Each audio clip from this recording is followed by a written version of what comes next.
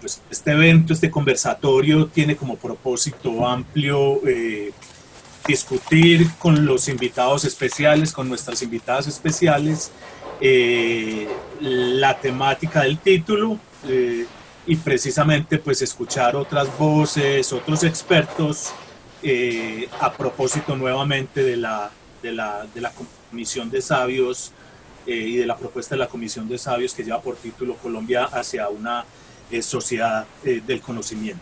Es decir, el objetivo fundamental es estudiar críticamente el contenido del texto Colombia hacia una sociedad del conocimiento, que es el informe de la Misión Internacional de Sabios del 2019 por la educación, la ciencia y la tecnología y la innovación, de manera entonces que estos conversatorios también nos sirvan para escuchar otras voces con respecto pues al papel que pueden, deben jugar las facultades de educación, las facultades formadoras de maestros y particularmente también las escuelas normales, también de cara a una propuesta que hay muy específica en este informe de la creación de institutos de educación de alta calidad y de formación de maestros de alta calidad.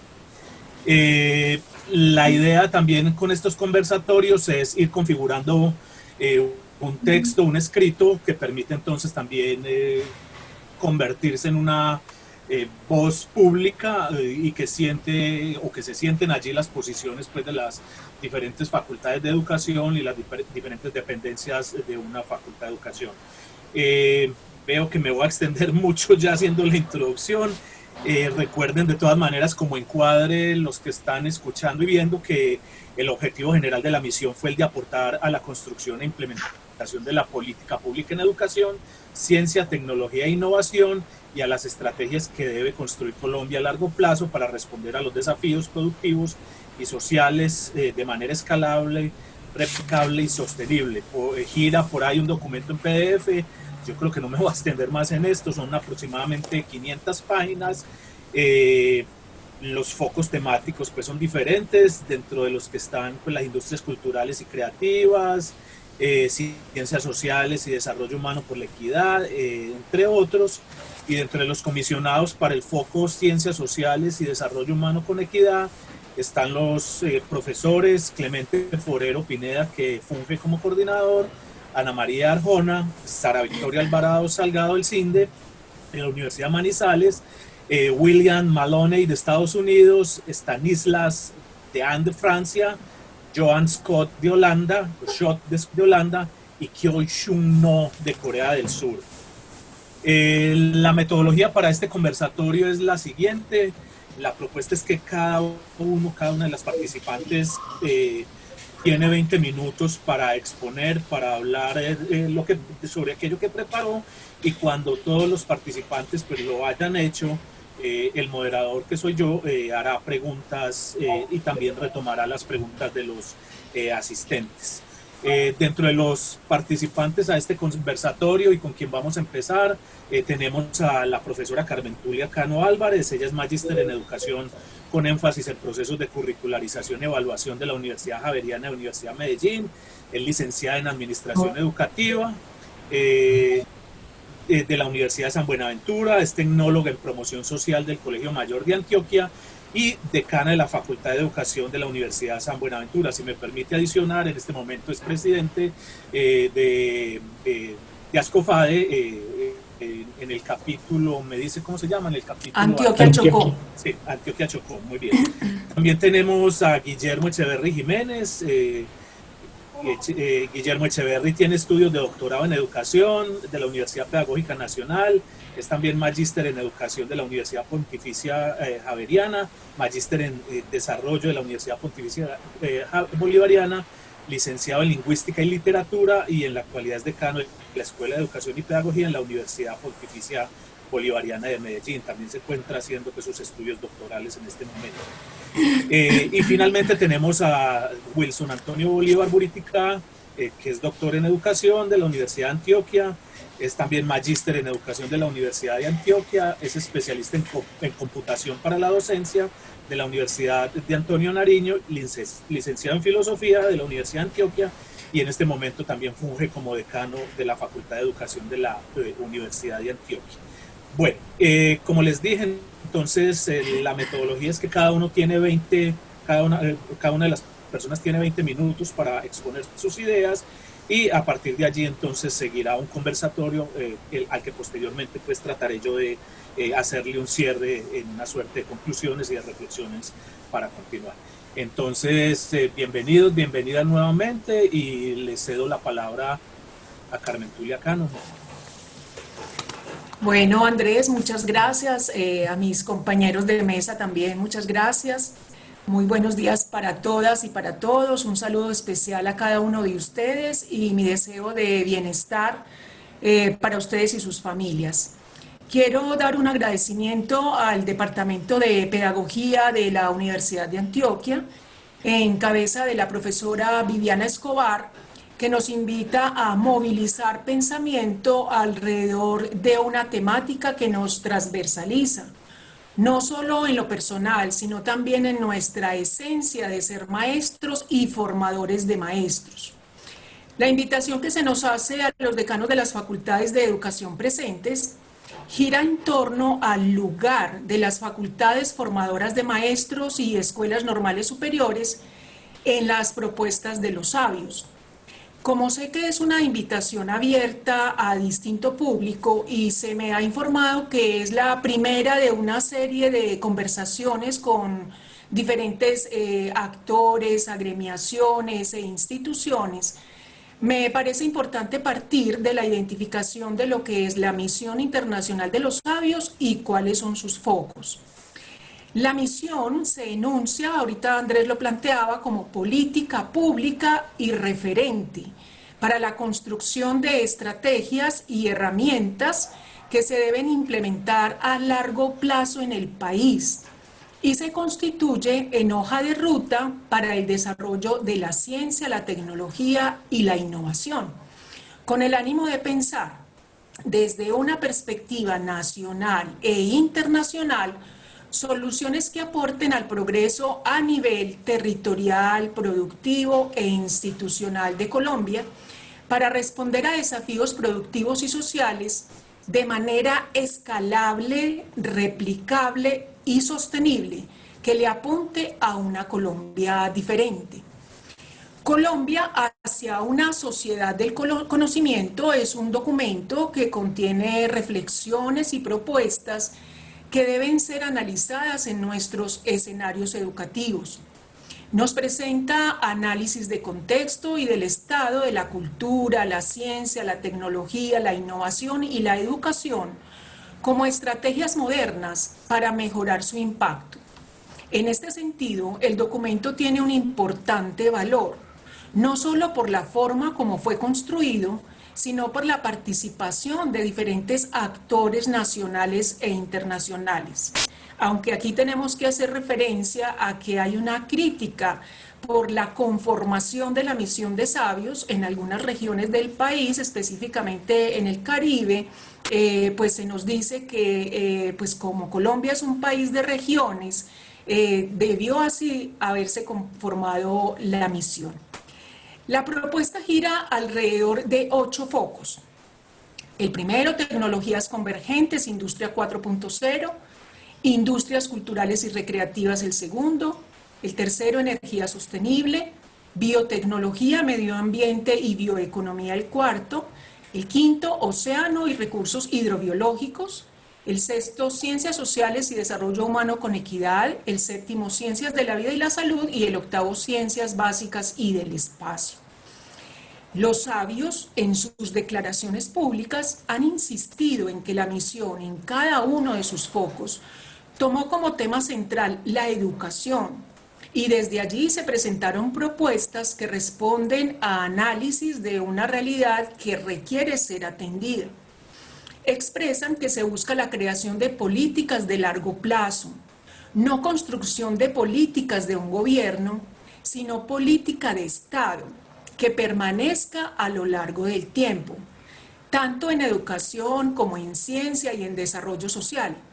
Pues uno de los grandes problemas para la implementación de las políticas tiene que ver con reversas, discontinuidades, cambios de foco y cambios de prioridades, Y por ello, uno de los temas centrales es cómo conseguir políticas de Estado en un país como Colombia.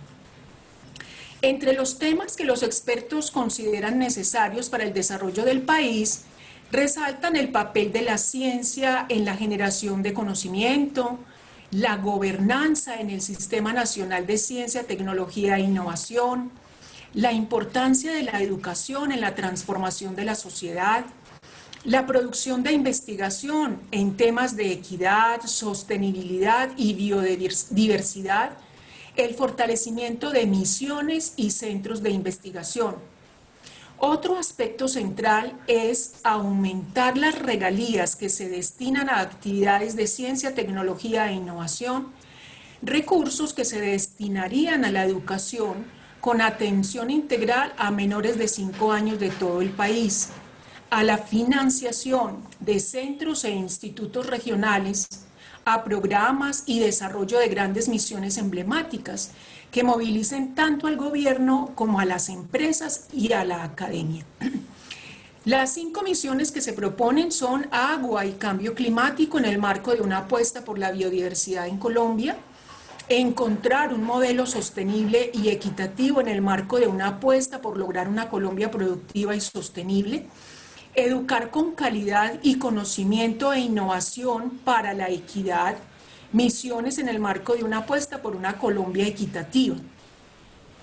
Una de las premisas referidas a la educación que se oyó de parte de los miembros de la misión de sabios y que fueron expuestas en las mesas realizadas en diferentes partes del territorio, tiene que ver con la necesidad de fortalecer de forma urgente el desempeño de Colombia en las pruebas PISA, proceso en el que se evidencia puntajes por debajo del promedio de la OCDE, en áreas como lectura, matemáticas y ciencias. Este aspecto merece nuestra reflexión y debate, pues nos lleva a profundizar en el tema de las métricas educativas, líneas que sabemos requiere profundidad en su abordaje. Un aspecto que se resalta es la necesidad de universalizar el acceso a la educación, diversificar la educación secundaria como aspectos fundamentales para el desarrollo humano y la transformación de las sociedades. Esto unido a la nutrición, la salud, el afecto y otros componentes de la atención integral de los niños de 0 a 5 años, contribuye a fortalecer los cimientos, disminuir la brecha y fortalecer procesos de equidad. A mi juicio, cada uno de estos aspectos exige ser debatido de manera colectiva y exige articulación de acciones que permitan comprender y actuar de manera colegiada. Expresan los sabios que la formación en ciencias no está incluida en los currículos como debe ser. Desde aquí hacen una invitación para que se desarrollen proyectos de país en los que se logre despertar la inquietud e interés desde los primeros años. Asimismo, en la secundaria se debe profundizar en las asignaturas relacionadas hasta llegar al grado 11º para lograr una doble titulación. La misión hace una reflexión sobre la educación y desde este interés identifica qué cosas se podrían hacer para mejorar de una forma relevante y relativamente rápida la educación, para mejorar la equidad en acceso, que implica necesariamente el aumento en la calidad y la uniformidad en la calidad que hoy es heterogénea en el país. Esto lo pongo entre comillas. Cada aspecto enunciado es detonante para conversaciones entre normalistas superiores, licenciados, doctores, magíster, docentes en ejercicio y en formación, que desde sus fundamentaciones conceptuales de área y desde sus conocimientos pedagógicos deben presentar su punto de vista, y es responsabilidad de nosotros, facultades de educación, agremiaciones, asociaciones, institutos, generar espacios de conversación, pero también propuestas de actuación. El tema del Instituto Superior de Investigación en Educación y Alta Formación de Maestros merece una reflexión especial, no solo por el lugar de las facultades de educación y las escuelas normales superiores que se invisibilizan desconociendo su historia y sus esfuerzos para la formación de maestros, sino porque los sabios proponen que este instituto forme y capacite a los maestros e investigadores que educarán a los profesores que dictan educación básica y media en todo el país. Para conseguirlo, se debe capacitar a más maestros y crear programas de educación continua para docentes que ya forman parte del sistema educativo. En este aspecto, la propuesta de la misión es crear el instituto junto con un plan de becas y estímulos para el estudio de ciencias básicas para acercar la investigación y la docencia. Este es un lugar de privilegio en el que las facultades formadoras de maestros tenemos que tener voz y generar espacios particulares de análisis, debate y propuestas. De acuerdo con la propuesta, los maestros en formación en el instituto serán capacitados como formadores de habilidades socioemocionales para el bienestar, la paz y el desarrollo de la ciudadanía democrática, de la mano de la educación en memoria histórica, con el fin de poder replicar ese conocimiento en otros maestros y tener un mayor impacto en todo el territorio nacional. Bien vale la pena profundizar en esta propuesta e identificar los enfoques y perspectivas desde las cuales se orienta. Creo que merece especial atención. Me pregunto, ¿cómo comprender las habilidades socioemocionales? ¿Desde qué enfoques de desarrollo de ciudadanía y democracia? Al respecto, vale la pena resaltar los trabajos de nuestros grupos de investigación, nuestras tesis concluidas y en desarrollo de los diferentes niveles de formación que le apuntan a estos temas y que deberíamos tenerlos como insumos para mesas de trabajo permanente sobre categorías que enuncia la misión. Nosotros tenemos unas experiencias de región que incluso han sido resaltadas en el documento de los sabios. Tal es el caso de MOVA, Explora, el vivero de software o el centro de pensamiento pedagógico.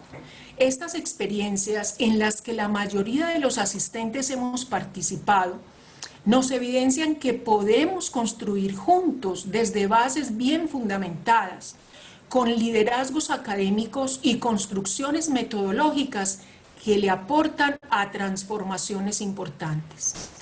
El Instituto Superior de Investigación en Educación y Alta Formación de Maestros, dicen los sabios, debe operar con recursos del presupuesto nacional y aportes privados, y deberá estar consolidado y en funcionamiento para el 2022. Falta esperar si las condiciones actuales son favorables para atender esta recomendación de los sabios, y si, como lo han expresado la Universidad Pedagógica Nacional, la Universidad del Valle y la Universidad Distrital, serán ellos los que orienten la creación y desarrollo de este instituto, en el marco del doctorado interinstitucional en educación de alta calidad. Volviendo a la pregunta por el lugar de las facultades formadoras de maestros y escuelas normales superiores en las propuestas de los sabios, debería ser una ruta que nos permita movilizar pensamiento y trabajo colectivo para la apropiación y transformación de estas propuestas. En el entendido de que las políticas públicas no solo vienen de arriba hacia abajo, sino que deben ser reconocidas, apropiadas, resignificadas, transformadas en lo local para que se hagan efectivas. Y retomando las palabras del doctor Juan Luis Mejía Arango, rector de AFIT, relator de uno de los focos de la misión, cuando expresa: la academia tiene una responsabilidad de interiorizar las propuestas de la misión, hacernos parte de un todo colectivo y pensar nosotros desde cada una de nuestras organizaciones cómo podemos aportar desde allí. Se requiere una movilización social que se apropie de las recomendaciones de los sabios y que las podamos llevar hasta la base de la población.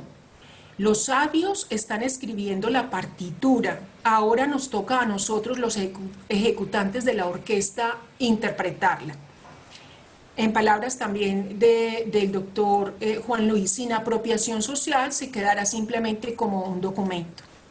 Creo yo que este es uno de los principales lugares de las facultades formadoras de maestros y de escuelas normales superiores en las propuestas de los sabios. No solo interpretar la partitura, sino presentar de manera crítica aquellos aspectos que permitan otras comprensiones para el fortalecimiento del debate. No solo interiorizar las propuestas de la misión, sino hacernos parte del debate y jalonar proyectos que nos permitan participar desde lo que somos como maestros y formadores de maestros. Este reto cobra especial significado hoy que vivimos una pandemia que afecta de manera significativa a la sociedad, a la familia, a la escuela, y que nos exige nuevas lecturas de la realidad y otras formas de atender las problemáticas educativas. En este punto, conviene reconocer dinámicas que se han venido desarrollando en el país y que aportan a esta construcción. Tal es el caso de la declaratoria de Ascofade en su cumbre de facultades de educación del 22 de marzo del 2019, cuando tuvimos la oportunidad de conversar con el profesor Carlos Eduardo Vasco y nos expresaba su pesar en aquella famosa carta en la que, entre otros asuntos, resaltaba que la misión de los sabios de 1994, Colombia al filo de la oportunidad, no había tenido el debido seguimiento y la debida articulación con el Plan de Desarrollo Nacional. Y por diferentes hechos históricos, las recomendaciones de esta comisión, integrada por 10 científicos e intelectuales, quedaron en el papel durante 24 años. Hoy ya se oyen las voces de algunos sabios de los 46 convocados para la segunda misión, expresando su preocupación porque las recomendaciones de la nueva misión no queden también solo en un documento. Carlos Soto, exdecano de la Facultad de Educación de la Universidad de Antioquia, en su columna de febrero en el periódico El Mundo, expresa que el informe de la misión lleva consigo una crítica a las facultades de educación, dejando ver que los profesionales que trabajan en estas unidades académicas no están a la altura de los desafíos que tiene la educación actual. Creo que ese sentimiento nos acompañó en la cumbre de facultades de educación y por eso la declaratoria de la cumbre expresa, abro comillas, busca reconocer el lugar y responsabilidad ética, política y social de las facultades, universidades y Ascofade para liderar la construcción e implementación de un sistema de formación integral que responda a la diversidad natural, cultural y social en nuestro país.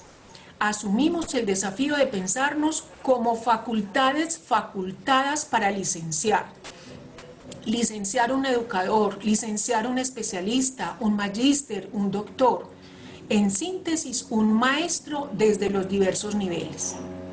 Ascofade reitera la clara posición de colocar la educación como interés de primer orden y convencidos de la importancia que tenemos en el ámbito de la educación de ser protagonistas, colaboradores, inspiradores e impulsadores de la creación de una mesa permanente de diálogo con el Ministerio de Educación Nacional alrededor de la construcción y concertación de políticas educativas en torno a la formación de maestros desde sus contextos, realidades, posibilidades y proyección. Para eso, este mes de julio, entre Ascofade y el Ministerio de Educación Nacional, tengo que hablar acá del liderazgo de nuestro presidente de Ascofade, Guillermo Londoño, que se dio a la tarea de que pudiéramos tener un documento de interés mutuo entre Ascofade y el MEN, que tiene por objeto la siguiente: las partes buscarán fortalecer su cooperación bilateral en el campo de la educación y la capacitación.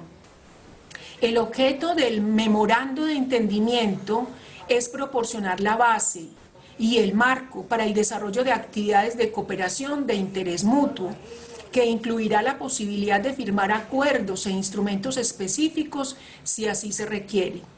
Es de interés de las partes aunar esfuerzos para contribuir a la promoción y mejora de la educación a través de estrategias y programas de formación que incluyan la innovación educativa y el fortalecimiento de capacidades de investigación educativa dirigidos a educadores, docentes y directivos estudiantes de escuelas normales superiores y de facultades de educación y otras unidades académicas que ofertan programas de educación superior.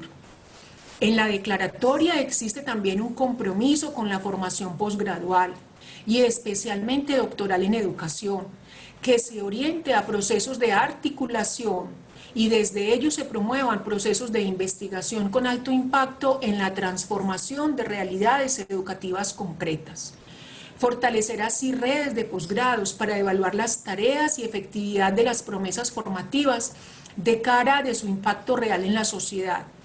Es de resaltar la dinámica de la red de posgrados de Antioquia, que viene haciendo un ejercicio de articulación que estamos seguros nos fortalece.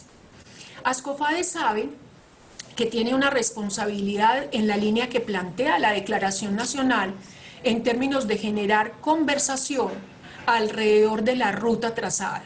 Se hace urgente mantener alianzas que propicien reflexión y trabajo en redes, fortalecer esos espacios interdisciplinarios de trabajo que nos permitan articular actores, procesos y escenarios en torno a la reflexión, la formulación, cualificación y ejecución de programas y proyectos para el fortalecimiento de la educación. El capítulo Antioquia Chocó de Ascofade ha considerado que la experiencia de las 12 universidades en el Centro de Pensamiento Pedagógico merece especial atención. Desde aquí identificamos un lugar de las facultades formadoras de maestros en las propuestas de los sabios, que nos llevan a mantener esos espacios de reflexión sobre lo educativo y quizá también nos podría llevar a pensar en una valoración de lo que hacen nuestros maestros en los escenarios variados donde se desempeñan. Ya en este sentido tenemos una experiencia significativa. Dejo hasta acá algunos puntos que podrían servir para el análisis que nos sigue. Reitero mi credibilidad frente al debate, a la necesidad de escuchar distintas voces.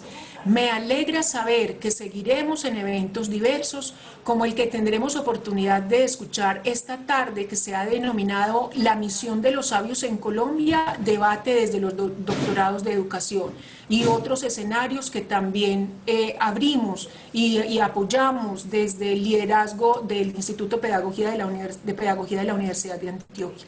Muchas gracias.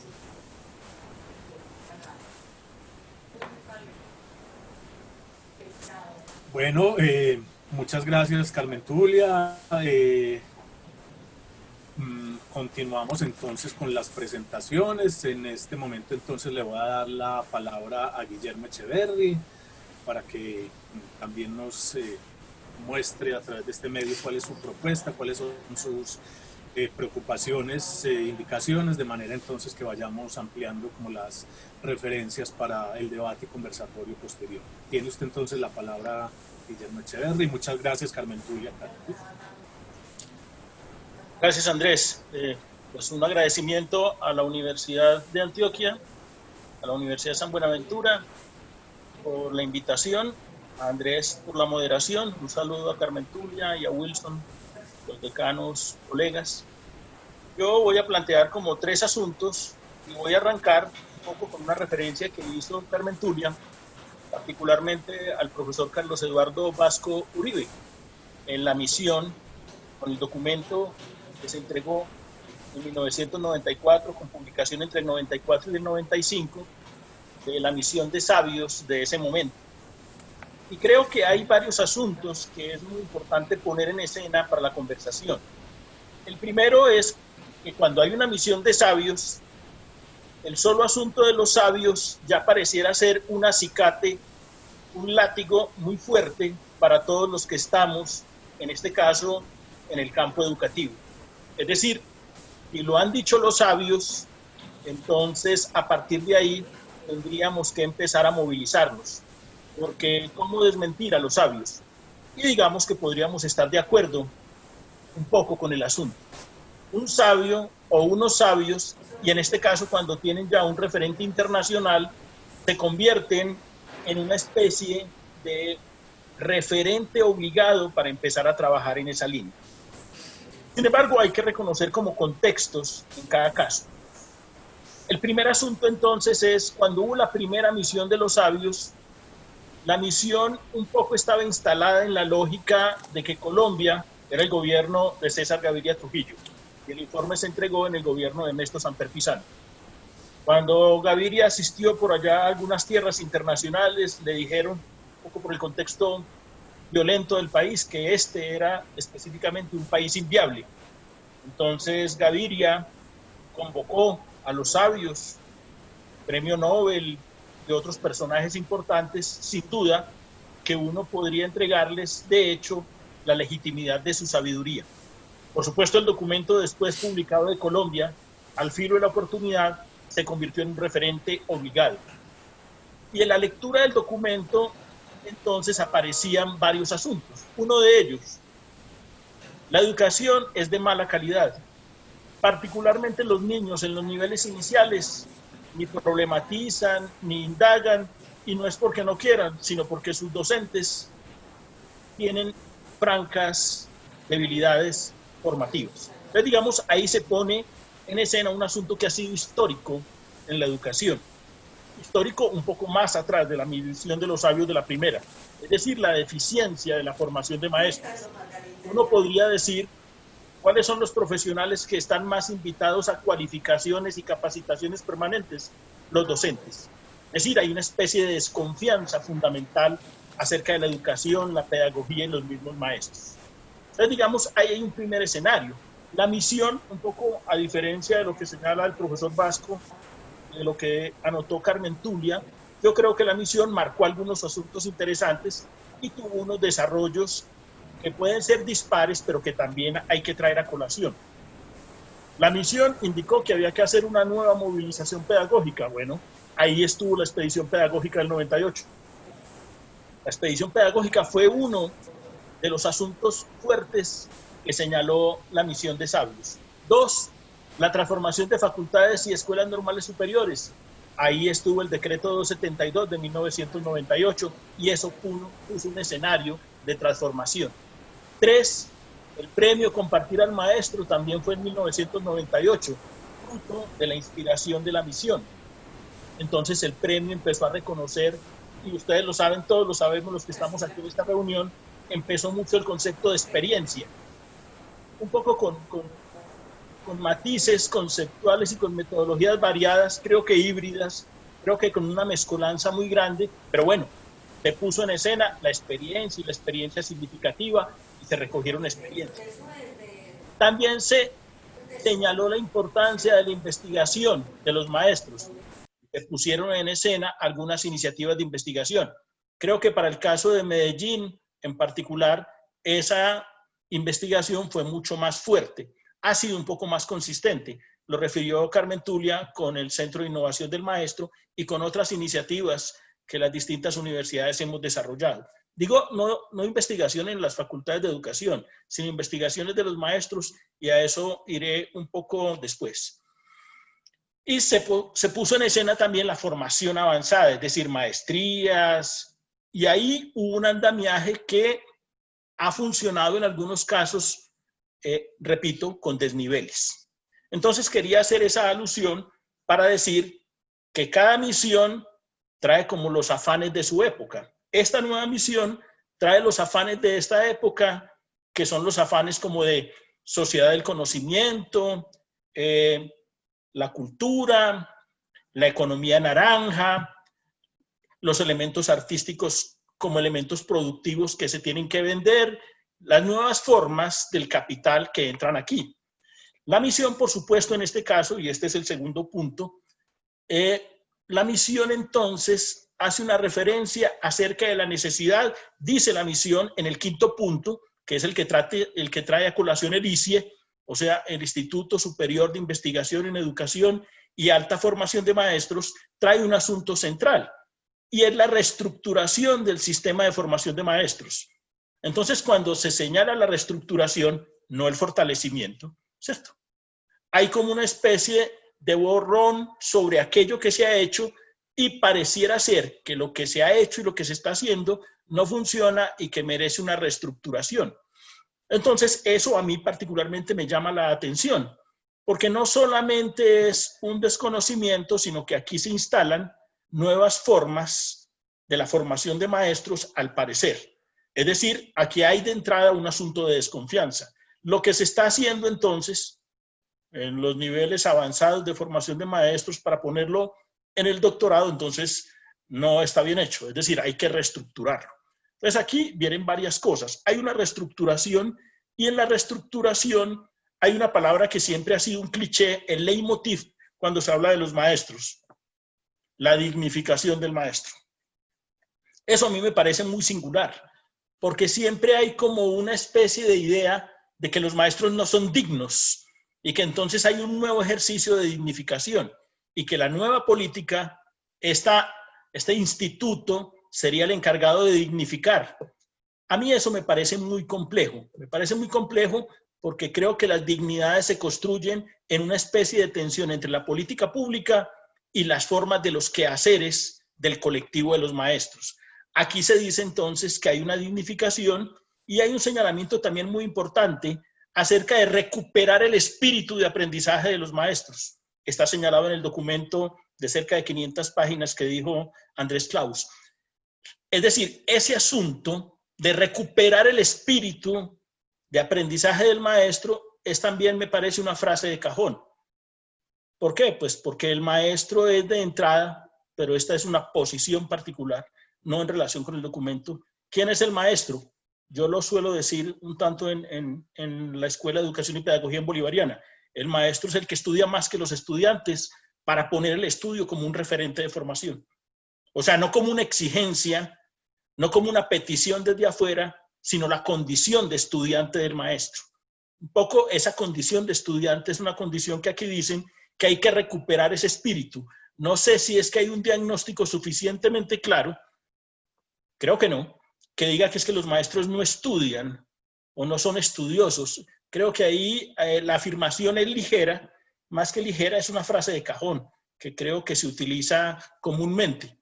Pero yo quiero decir que hay un asunto importante con respecto a que hay que pensar cuál es el estatus, la función, la condición del maestro.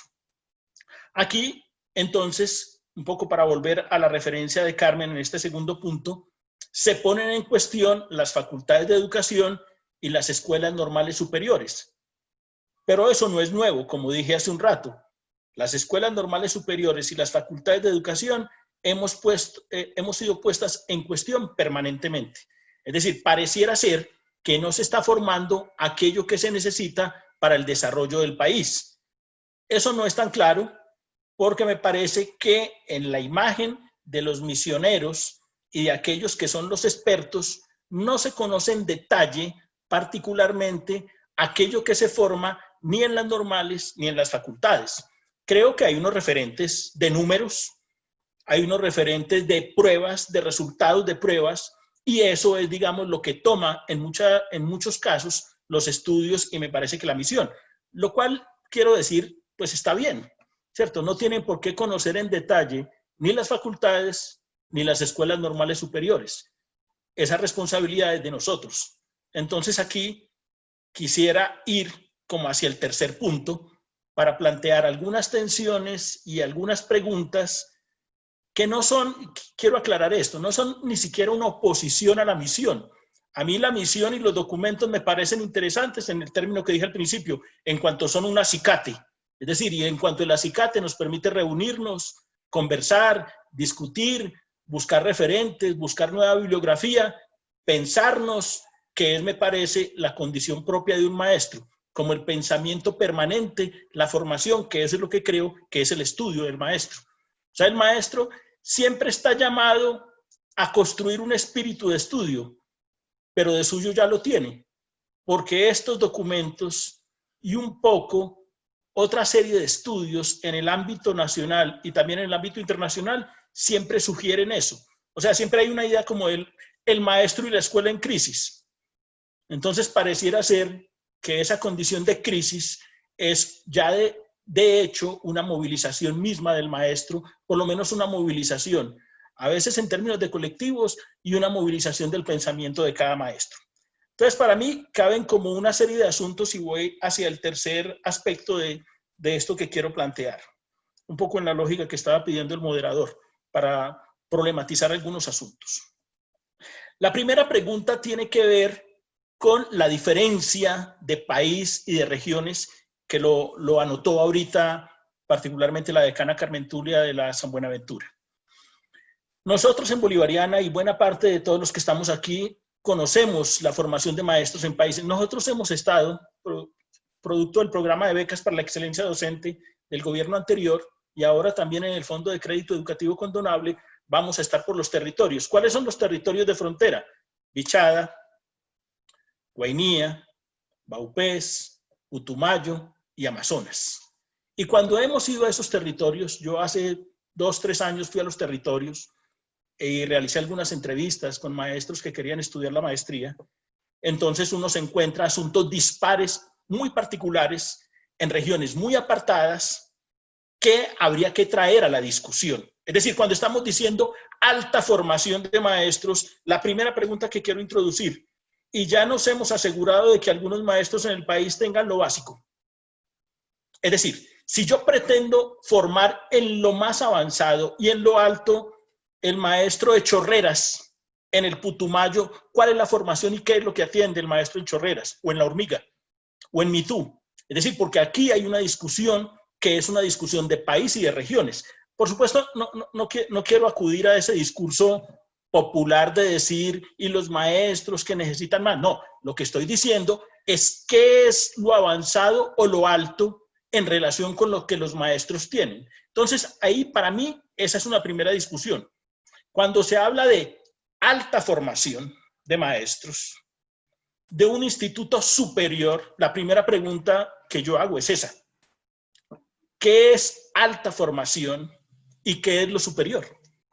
O sea, lo superior, ¿qué es lo que supera lo superior? Para decirlo de una manera más precisa, ¿qué es lo que supera lo superior? Porque entonces ahí hay una pregunta para las normales y para las facultades de educación, no para la misión. Es decir, tendríamos que decir cuál es la formación básica que requiere un maestro, cualquiera que sea el área de desempeño. Entonces, para mí esa es una primera pregunta. Antes de ir por la alta formación y por lo superior, entonces, porque en una próxima misión se podría decir inclusive con superlativo, ni superior ni alta, sino altísima. Entonces, puede ser un ejercicio también semántico, ¿cierto? Ya tenemos una formación especializada de maestría, de doctorado, alta, superior, y la siguiente será altísima y la otra será hipermega alguna cosa. Y es posible que eso nos lleve a hacer un trabajo tendiente hacia allá. Pero quiero señalar eso. O sea, la pregunta de fondo que quiero hacer es cuando se dice alta formación, ya estamos seguros de que hay una básica formación de maestros.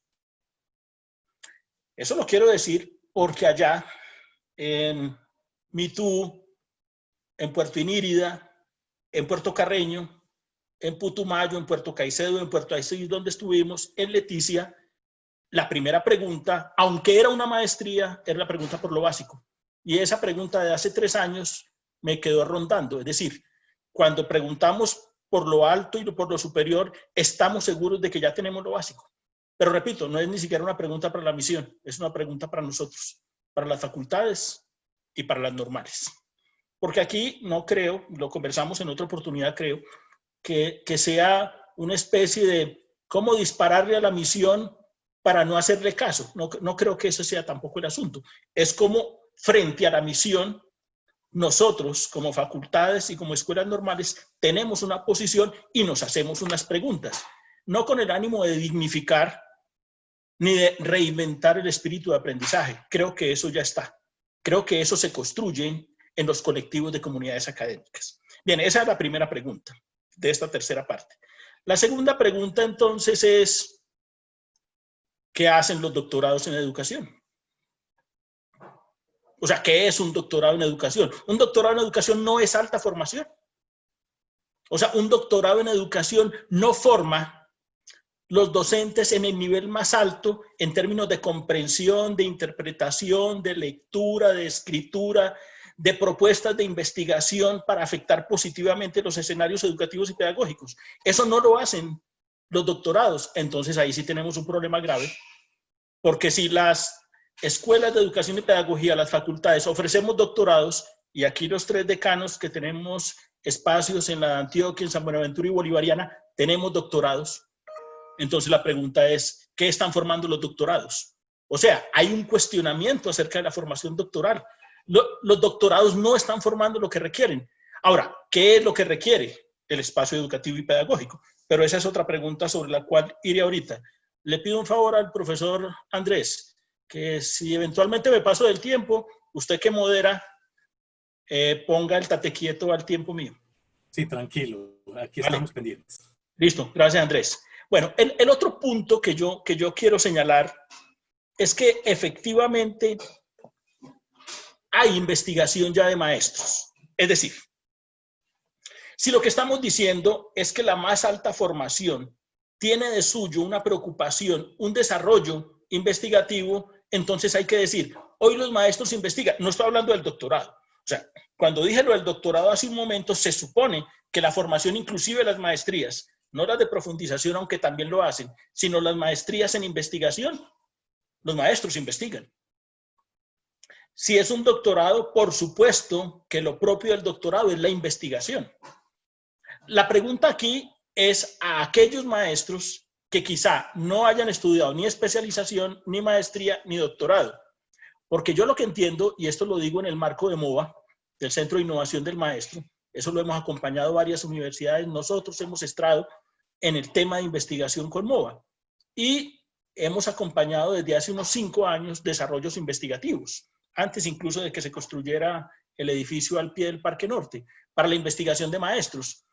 O sea, no investigar a los maestros, aclaro, sino la investigación de maestros. Porque lo que creo es que hay un asunto acerca de la investigación de maestros que sería un camino de la construcción de, comillas, la alta formación, la superior formación o la excelente formación. Bueno, o cualquiera que sea el adjetivo que se quiera aplicar, ¿cierto? Excelente, alta, superior, altísima, hipermega formación de maestros. Porque siempre hay como una deuda. O sea, siempre vamos a estar como en deuda. Y yo creo que, déjenme hacer aquí un paréntesis, pues sí, lo propio de la educación es como que siempre hay una deuda, porque la educación también tiene compromisos teleológicos inmensos. Entonces uno siempre escucha que eso es culpa de la educación, que eso fue que no tuvo buen maestro, eso fue que no estudió en un buen colegio, o eso fue que la facultad no sé qué lo formó mal. O sea, siempre hay como una especie de prurito de ir hacia lo educativo, como empeñamos en lo educativo los grandes ideales, y entonces como no los podemos cumplir, es que hay una falta en la educación. Pero no creo que sea un problema exclusivo de la educación. Creo que es un problema sociocultural que habría que cruzar de otra manera. Entonces, en este sentido, lo que quiero señalar es lo siguiente. Si se quisiera aquí en términos de propuesta, no creo que alcance a ser propuesta, sino de inquietud. A mí me parece que entre las facultades y las normales debe haber un poco una construcción de comunidades académicas fuertes y de trabajo de investigación, que es, me parece a mí, desde donde se construyen formas más elaboradas, más finas, más ajustadas y con comprensión in situ de lo que es lo educativo y pedagógico. Entonces aquí quiero hacer inclusive como una especie de precisión semántica, si se quiere. El Instituto Superior de Investigación en Educación es en educación. Yo diría que tendría que ser algo así, como que el Instituto Superior de Investigación no es en educación, sino educativa y pedagógica. O sea, ahí hago un asunto que a mí me parece importante. Es educativa y pedagógica en cuanto el asunto está dentro de. Entonces me parece que los institutos todos son muy interesantes. Sin embargo, hoy no resistirían más los maestros, ni los formados en las normales, ni los formados en las facultades de educación, que alguien desde afuera, el sumum del conocimiento superior, una élite particular, llegue a una escuela a formar a los maestros. Creo que en ese sentido el esquema está un tanto agotado. Está un tanto agotado porque si decimos otra vez, hay una élite formada en el ICI. Esa élite formada en el ICI se encargará de replicar por todo el país, incluido Puerto Carreño, Puerto Inírida y Mitú, incluidos esos territorios, se encargará de multiplicar ese gran conocimiento del instituto. yo lo pienso de una diferente manera. Creo que el fortalecimiento de las instituciones educativas desde dentro, por supuesto, con profesores universitarios, con doctores, permite un asunto más paritario. Y no quiero ser aquí democrático solamente en decir que desde adentro se forma esa manera superior, sino que lo que creo es que los problemas de los maestros en la escuela, en las instituciones educativas, en los colegios, tienen que construir una cosa que me parece que el instituto no piensa inicialmente, que son comunidades académicas. Es decir, para mí, el primer referente de si se quiere superioridad, de si se quiere alta formación, altísima formación, es la construcción de comunidades académicas consistentes en los marcos de los establecimientos educativos, en diálogo con los investigadores universitarios, en diálogo con el instituto. Pero me da la impresión que así como está pensado, hay como un asunto en cascada, es decir, hay como un asunto, creo que Carmen Turia lo señaló, como una serie de parámetros de ley referidos desde aquí que van bajando. Creo que en alguna parte no alcanzan a bajar. O sea, no solamente no alcanzan a bajar a Puerto Carreño en Bichada, sino que quizá no alcancen a bajar a una institución educativa en Medellín tampoco, ni en Bogotá, en Ciudad Bolívar. ¿Por qué? Porque creo que los maestros también tienen una resistencia, y aquí es una resistencia así muy clara contra una especie de llegada de expertos de fuera que les dicen cómo tienen que construir una especie de superioridad de conocimiento. Me parece que hay que pensar, y con esto ya casi voy a terminar, me parece que hay que pensar que un instituto superior de investigación, para mí educativa, para la misión en educación, tiene que pensar que el asunto de la condición de un mejoramiento cualitativo y cuantitativo, si se quiere por las pruebas, arranca con pensar dentro de los marcos de las instituciones educativas las comunidades académicas de profesores. Esto lo quiero decir contundentemente. Normalmente en los colegios y en los establecimientos educativos en general, oficiales, privados y por cobertura, una carencia es de comunidad académica. O sea, hay reuniones de profesores, pero una cosa es una reunión de profesores y otra cosa es la construcción de una comunidad académica. Entonces, para mí la perspectiva, repito, no alcanza a ser propuesta, pero para mí la perspectiva, afanado aquí ya hacia el final de lo que estoy señalando, es esa. Endógenamente, pero endógenamente no quiere decir sin visión hacia afuera, ¿cierto? Endógenamente quiere decir que primero hay que consultar cuáles son los problemas en convivencia, en las áreas, entre los directivos docentes y los docentes, en la forma de construcción de ciudadanos, en el marco escolar. Y creo que un cuerpo de profesores que es capaz de pensar eso, es también capaz de invitar a no sé quiénes investigadores o institutos para hacer una conversación de frente y para poder construir una comunidad académica que no está cerrada dentro de la institución educativa, dentro del colegio, que tiene conversación con el exterior. Entonces creo que ese punto es central para mí. La conversación de comunidades académicas internas de los establecimientos educativos con los docentes, con los investigadores y con los del Instituto Superior de Investigación en Educación que estén afuera. Pero no para que los del instituto lleguen a la institución educativa a decirles qué hay que hacer, que me da la impresión que eso es un poco lo que pasa. Bien, no quiero decir nada más, yo creo que ahí puedo terminar, eso es lo que quería decir. Gracias, Andrés, y gracias a todos por escucharme, y ahorita podríamos conversar sobre otros asuntos. Bueno, muchísimas gracias, Guillermo. Ya tenemos pues más anotaciones aquí para continuar con el conversatorio. Y bueno, seguidamente entonces le doy la palabra al decano Wilson Bolívar para que en estos 20 minuticos o menos trate también de expresar su mirada frente a lo que estamos conversando en este momento. Entonces tiene la palabra Wilson Bolívar.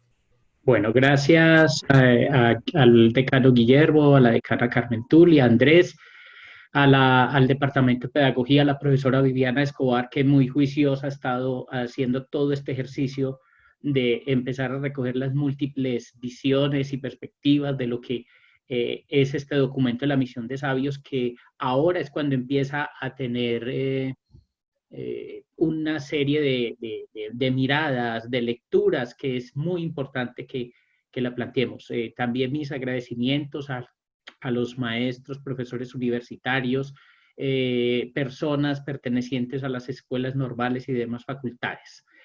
A ver, yo de pronto puedo ser un poco más radical y me disculpan por eso. Guillermo es un poco más indulgente con la comisión. Desde el principio a mí me causaba cierta inquietud porque entre los sabios no teníamos sabios con conocimiento pedagógico, pero por ninguna parte aparecieron. Parece que la pedagogía no es el sumum del conocimiento humano, no es importante, no tiene el estatus que debería tener. Y si nosotros mirábamos que es respetabilísima, realmente, como lo dice el decano Guillermo, son mentes brillantes. Uno de los primeros y repito, tal vez pueden estar diciendo, no estar de acuerdo conmigo en que empiece ese cuestionamiento, pero yo sí creo que de entrada, como políticamente se concibe una estructura de una organización que debía o debe o recomienda plantear y estructurar toda una serie de cambios en el sistema educativo nacional y articularlo, pues obviamente los que deberían estar y ser llamados a participar en estas discusiones eran las personas que conocían a profundidad. Mi querido colega, el decano Guillermo decía, bueno, no lo deberían conocer en profundidad, y es cierto, somos nosotros los que conocemos nuestra estructura, pero yo sí creo que si la intencionalidad del Estado colombiano era y será el que construyamos una política pública articulada, los maestros tienen que ser escuchados y son las personas que producen saber pedagógico, que producen conocimiento en el campo, pues los que tienen que entrar a participar en estas discusiones.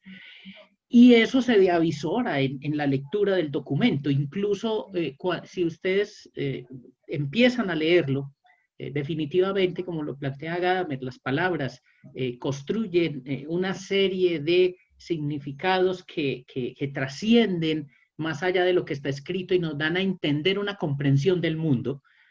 Uno ve, por ejemplo, y no nada más, a mí me llamaba mucho la atención cuando uno lee, por ejemplo, en la página 87, plantear entrenar a los maestros.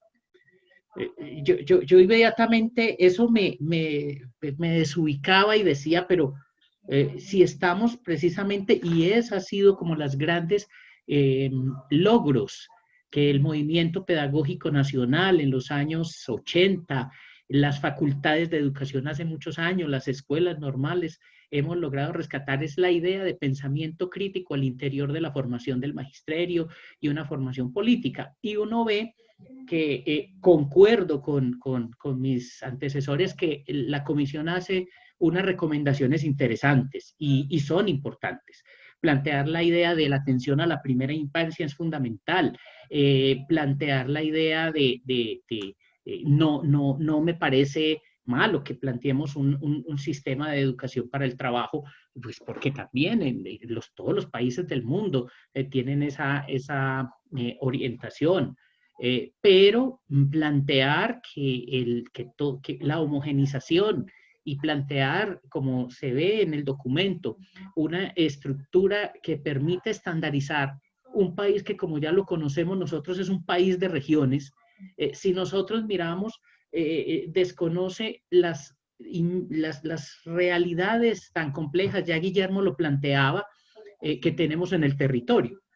Y yo sí creo que habría sido una propuesta muy interesante, muy potente, el haber planteado unas recomendaciones desde un enfoque territorial, que reconozca las realidades de las comunidades, que reconozca, bueno, dice por allá en alguno de los apartados el informe que hay que apostar y hay que fortalecer la educación rural, ¿cierto? Pero no se plantea que esa educación rural tiene que tener en cuenta esas particularidades de esos territorios y de esos espacios en los que se están desarrollando estas ideas. Yo en esa lógica de pensar un documento que se nota en su escritura, es como si también planteáramos que la formación de profesores y en general el sistema educativo tendría que plantearse entonces, y Guillermo yo lo decía, por unos sabios, unas personas, y obviamente tienen un enorme valor como académicos, pero entonces en ese sentido se plantearía entonces que hay como unos académicos y una formación de segunda, la que estamos desarrollando en las facultades y en las escuelas normales no sería esa investigación de élite, no sería la investigación científica, sería, no tendría el mismo valor y eso a pesar de que, en algún momento posiblemente algunos de ellos digan, esa no fue nuestra intencionalidad. Sí se deja ver en las estructuras de redacción del documento. Cuando se plantea una serie de propuestas, y ya lo han planteado mis colegas, cuando lo dicen, hombre, ¿qué es lo que estaríamos haciendo los doctorados en educación, incluso la formación en maestrías? En el caso nuestro de la Universidad de Antioquia, nuestra maestría es una maestría en investigación y lo que desarrollamos son productos para la investigación y esa producción se publica en artículos de revistas, algunas de ellas de lo que se llama el topo de alto impacto. Entonces, la pregunta que ya hemos planteado aquí es, bueno, ¿y entonces qué es educación de alta investigación de alta calidad? ¿Qué es lo que no estaríamos haciendo bien si precisamente eso es lo que se está recomendando en el documento? Ahora, yo lo que estaría mirando es, obviamente, ya lo hemos dicho, un desconocimiento de una tradición de la formación de maestros de hace muchos años, empezando con las escuelas normales. Los que conocen la historia perfectamente saben que hubo misiones alemanas donde el ejercicio y el discurso pedagógico tenía un fuerte componente desde el siglo XIX. En el año 27, cuando se crean en Tunja las instituciones, lo que tenía que ver con el Instituto Pedagógico Femenino, y después se crea más adelante la Facultad de Educación en 1934, ya hay una tradición muy importante que se venía trabajando y que incluso en esto Andrés conoce muy bien, ya venía un ejercicio de tradición de la formación alemana. Entonces, de repente esto se va a consolidar, o esto se va consolidando en el transcurso de los años, y entonces de repente vemos que otra vez, no es de ahora, en eso los que me antecedieron tienen razón, hace ya varios años empieza a plantearse como un ejercicio como de descrédito. ¿Qué es lo que están haciendo las normales? ¿Qué es lo que están haciendo las facultades de educación?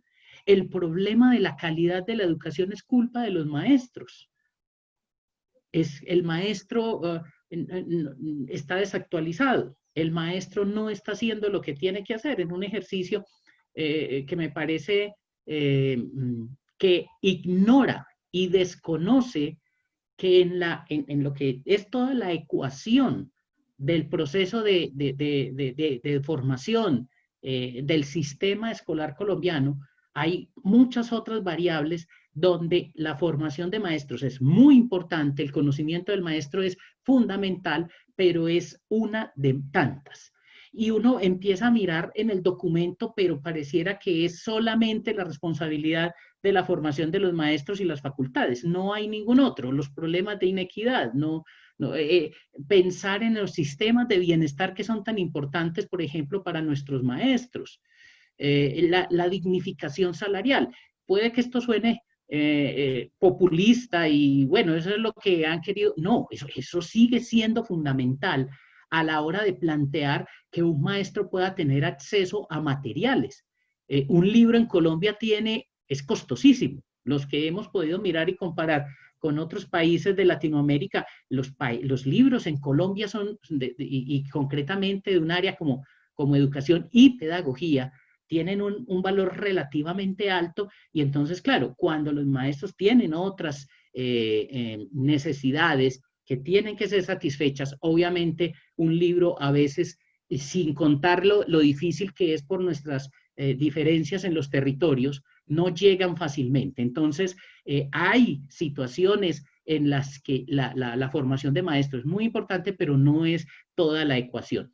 Pero sí, en el informe se deja ver una tendencia a plantear que entonces es los objetivos de la OCDE, la métrica, la importancia entonces de que el estudiante llegue a unos elementos, a unos conocimientos para responder a unos organismos multilaterales, cosa que si bien es interesante conocer cuál es el estado de un sistema educativo, cualquier tipo de documento de política pública no debería solamente interesarse por esa perspectiva, sino que tendría que ser mucho más amplia. Frente a todo esto, yo creo que las facultades de educación, y ahí es donde está mi punto que yo quiero resaltar, precisamente su existencia tiene que fundamentarse en esa capacidad que siempre se ha planteado de el desarrollar pensamiento crítico, y un maestro y un sujeto político que también es capaz de plantear reflexiones frente a su quehacer dentro del aula. Es importante el conocimiento disciplinar, obviamente, yo siempre lo he sostenido en todos los espacios. Un buen profesor de matemática tiene que conocer matemática, tiene que conocer si es de química, de física, un profesor de ciencias sociales debe conocer de la geografía y la historia, pero es fundamental que todos estos conocimientos estén mediados por esas reflexiones de tipo pedagógico que solamente solemos hacerlas en los espacios de las facultades de educación. Ahora, crear, como se plantea en la comisión, otro que a mí me parecería que es la creación de otro ente burocrático, no tendría ningún sentido. De hecho, el informe es contradictorio, porque en la primera parte habla de la creación del Instituto de Altos Estudios, pero después por allá termina diciendo, un momento, esto tendrá que ser acompañado por las facultades de educación. Entonces casi que creamos un instituto burocrático, pero terminamos las facultades nutriendo toda esa estructura de pensamiento. Entonces decir es como facultades, ustedes sí están haciendo, pero no están haciendo. Entonces es un elemento que yo veo contradictorio en el informe. Y en ese sentido, creo que lo que tendremos que plantear nosotros como facultades de educación es visibilizar aún más todo lo que estamos haciendo. Y a mí me parecería lamentable que tal vez lo que se ha planteado y siempre se plantea es que de pronto las facultades nos volvemos muy incómodas para ciertos escenarios, pues porque planteamos que el discurso académico siempre debe estar planteado por la reflexión filosófica y por la reflexión política. Y eso creo que nuestras facultades tendrán que seguir reivindicando y defendiendo eso. Y creo que aquí mi propuesta tendría que plantearse es que no es, no es simplemente el crear institutos por crearlos y que una educación con calidad tiene que plantearse más desde la propia construcción y las reflexiones internas de las instituciones educativas. Y en eso creo que nuestro amigo, nuestro moderador Andrés conoce muy bien del tema, lo que tiene que ver con las culturas escolares. Hay que pensarnos esa cultura escolar. Hay que empezar a mirar que más que una imposición de un instituto o una orientación de un instituto o una orientación del Estado, que pues, no está mal tampoco escuchar ideas y orientaciones, pero más que eso tendrá que ser producto del ejercicio reflexivo al interior de nuestros espacios, donde los maestros no desde una posición jerárquica de la pirámide que unos académicos le dicen, como ya lo planteó Guillermo, sino que desde la base propiamente se estén desarrollando estas acciones. Y yo quiero retomar, como ya lo ha hecho Guillermo, lo ha hecho la profesora Carmen Tulia, nuestra presidenta de Ascofade regional, el Centro de Pensamiento Pedagógico fue una maravillosa, y es una maravillosa porque sigue construyendo elementos de investigación, de desarrollo pedagógico que perfectamente caben acá. Y es un ejercicio construido, de co-construcción con los maestros en las instituciones educativas. Lo que hacemos los académicos es hacer ese acompañamiento, pero no es decir, esto es lo que tienes que hacer. No, es un ejercicio de doble vía. Desarrollamos unas reflexiones, mostramos unos caminos, unas orientaciones, pero eso es de doble vía y creo que establecer ese tipo de actividades nos puede ser mucho más valioso en este trabajo de corte pedagógico y educativo y pedagógico. Concuerdo con Guillermo, es que es necesario, que tenemos que fortalecer las redes de maestros, pero, oído, nosotros ya lo estamos haciendo. El problema ahí también es un desconocimiento y también que no se puede olvidar que esto necesita financiación y que infortunadamente es también la desarticulación en la política pública de formación de maestros como no se han logrado los resultados que eventualmente se querrían dar. Una vez una persona de un ente territorial me decía, profesor, pero es que nosotros nos gastamos X, Y, Z recursos y la aguja de la calidad de la educación no se mueve, eso sigue igual. Entonces yo digo, porque además de la formación de maestros, como ya lo dije, hay otras muchas variables, pero sobre todo hay una política articulada de formación de maestros, porque yo me he encontrado, por ejemplo, que esa tarea se le ha delegado a ciertas entidades que uno dice, ¿qué es lo que está haciendo acá?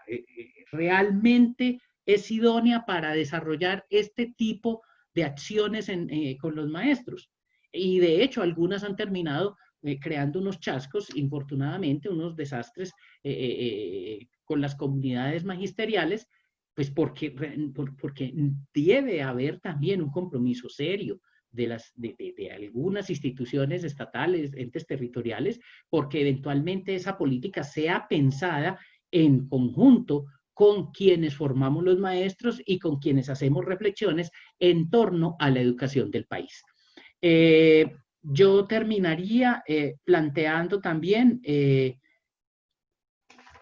que yo creo que se debe volver nuevamente a confiar en lo que hacemos las facultades de educación. Guillermo lo hablaba, y es, no podemos pensar que porque allá son los referentes de pensamiento crítico y no se está hablando del conocimiento, eso es una forma del conocimiento.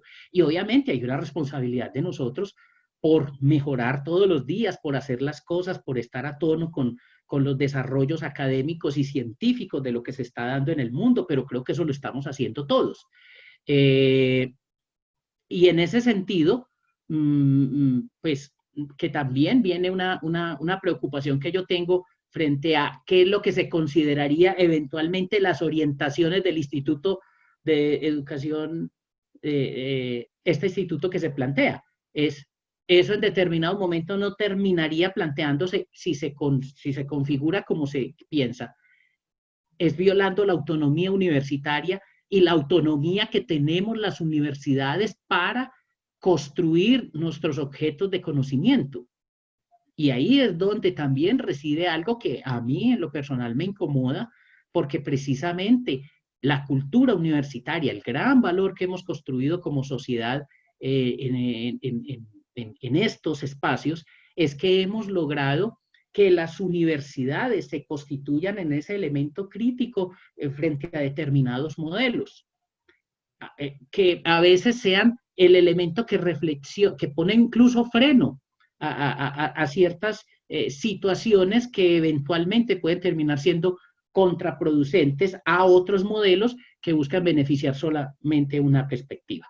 Yo lo dejaría ahí porque me parece que esta discusión puede ser incluso todavía más interesante con los aportes de ustedes que nos están escuchando y obviamente con el intercambio con Carmen, con Guillermo y con Andrés. Muchísimas gracias.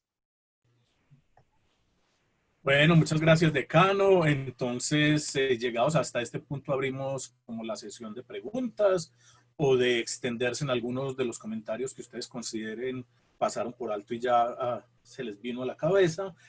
Comienzo con una pregunta y es, bueno, ¿cuál es la posibilidad que existe de que se construya o si efectivamente hay una propuesta ya de ruta de trabajo para la interlocución con las propuestas de la Comisión y el Ministerio de Educación? Es decir, ¿hasta qué punto está abierta la posibilidad de que estos conversatorios, en la medida en que se consoliden en un texto, pues permitan también entrar en diálogo con la propuesta de los sabios? Sí, si querés, respondo un poco a eso, Andrés. Sí, claro, dale. Un poco en una conversación previa y en la preparación con la profesora Viviana Escobar, lo que dijimos con la presidenta de Ascofade del capítulo, con Carmen, los demás decanos, que es muy importante que estas discusiones se recojan en un documento, en una relatoría, que permitan una conversación. O sea, no es contra la misión, yo quiero aclararlo desde la perspectiva que yo tengo. No es contra la misión, es frente a la misión qué podemos hacer en términos de construcción. Si me permite la ampliación, Andrés, es porque creo que estos escenarios, por eso utilicé el término acicate, es decir, nos permiten movilizarnos, pensar, lecturas, política pública, política internacional. Eso creo que lo trabajamos en las normales y en las facultades. Este es un momento para decirle a la misión, vea, nosotros tenemos esta posición no es contra ustedes, un poco porque también lo dijeron los dos decanos colegas, es un trabajo académico y este trabajo académico sí implica unas posiciones, unas posturas.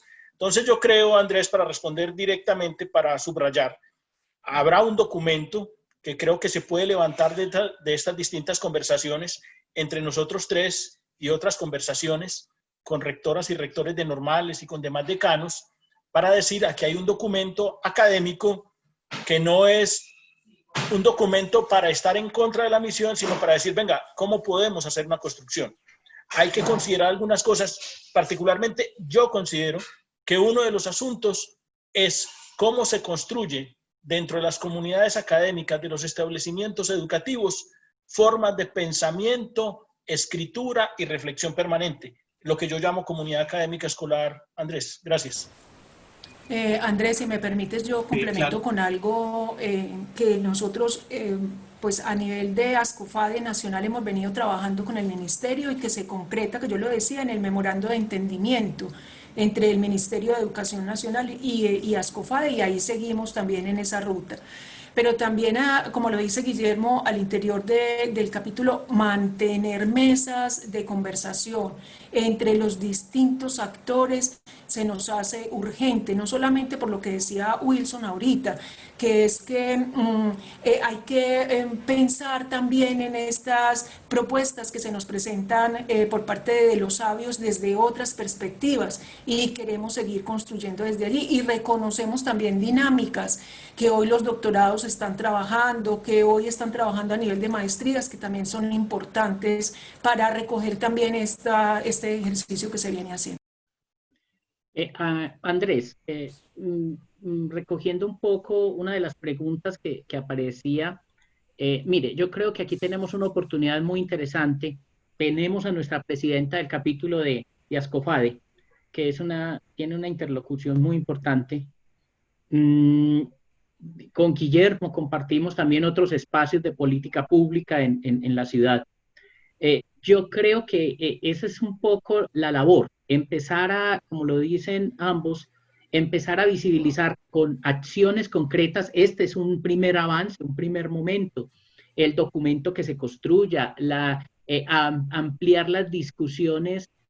Yo creo que un segundo paso es hacer un taller, una reunión que nos permita volver a... Es que yo les repito, yo miraba el documento y a mí me sorprendían ciertas palabras, ¿cierto? Debe ser porque cuando uno tiene la formación en filosofía, cada palabra a uno le deja diciendo, pero ¿cuál fue la intencionalidad con la que estas personas escribieron eso? Obviamente, estos documentos a veces tienen muchas manos, pero yo creo que habría sido muy interesante, muy bonito que los maestros hubiésemos podido tener un papel más activo. Posiblemente, tal vez se tuvo, pero creo que hubiese sido mucho más importante porque hay una visión política que es respetable y en eso yo concuerdo con la señora decana y Carmen Tulia y Guillermo.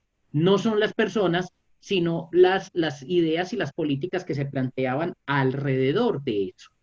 Yo vuelvo y repito, para mí una prueba estandarizada no está mal, o sea, es bueno tener un diagnóstico de qué es lo que hay, pero no puede terminar convirtiéndose en el fin del sistema educativo y pensar que esperemos las pruebas PISA y con eso Colombia tiene el mejor sistema educativo del mundo.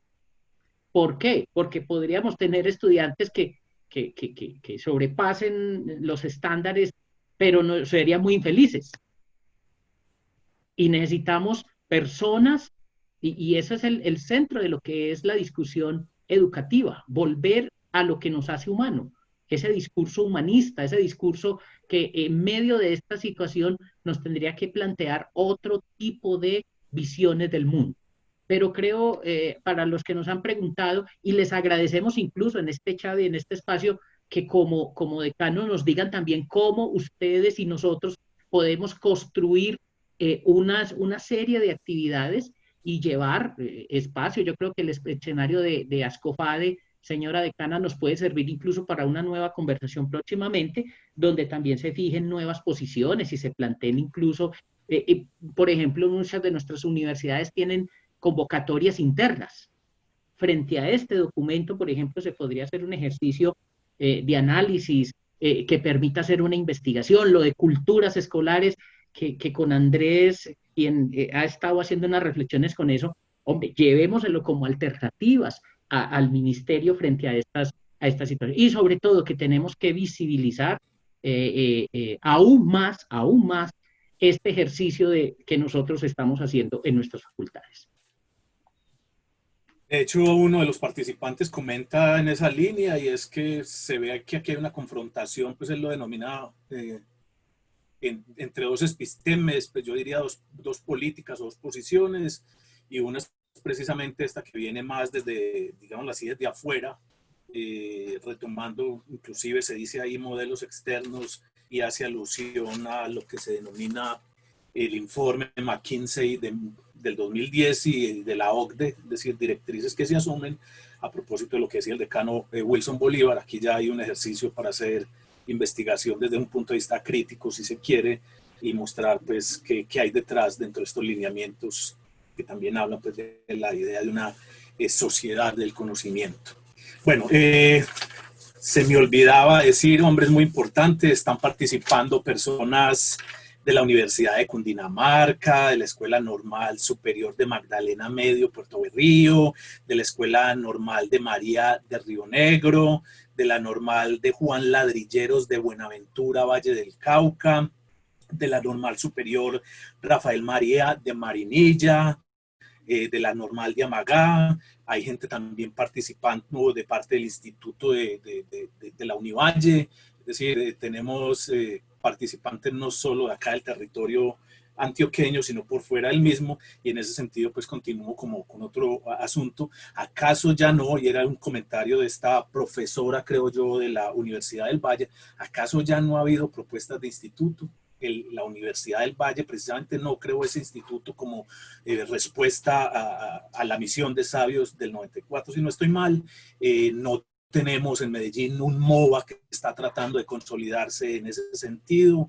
No ha habido ya una propuesta similar que en unas discusiones muy fuertes, y aquí recuerdo mucho pues, el trabajo y la propuesta que hizo Olga Lucía Zuluaga del Grupo Historia de la Práctica Pedagógica en Colombia para la creación de un instituto por fuera de las facultades, que precisamente ese fue el gran problema. Si estaba por fuera de las facultades, entonces ¿cuál es el papel de las facultades? Si estaba dentro de las facultades, entonces ¿qué lugar ocupaba dentro de una facultad de educación? Cuando la Facultad de Educación en su totalidad está preocupada precisamente por la formación de los maestros y la investigación en educación. Entonces, de nuevo, si quieren complementar algún asunto en lo que tiene que ver con eso, o sea, una instancia que está más allá del más allá, pero que necesita del apoyo del más allá, ¿cierto?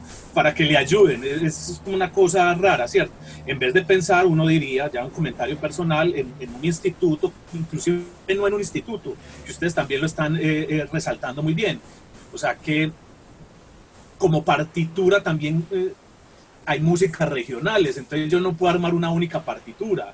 Es decir, yo tengo que tener partitura para Antioquia, para las particularidades de Antioquia, para las particularidades de Cundinamarca. Entonces, ¿por qué más bien la propuesta no es intensificar, apoyar la investigación territorial y contextualizada, crear institutos o apoyar los que ya hay en vez de crear una estructura que muy seguramente se va a volver burocrática? Es otro de los comentarios. Y cómo hacer para que efectivamente ese instituto no se convierta en una burocracia que está sujeta a un gobierno de turno. Yo quisiera decir, Andrés, que una cosita así chiquitica, pienso yo, es que no le damos continuidad a nuestros procesos. Es que desde que nacen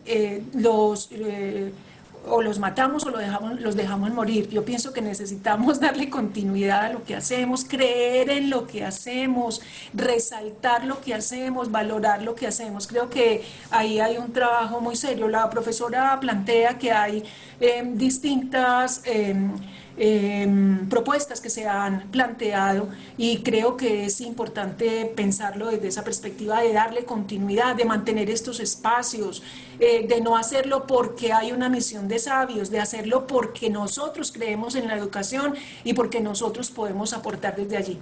Hasta ahí, Guillermo. Pues.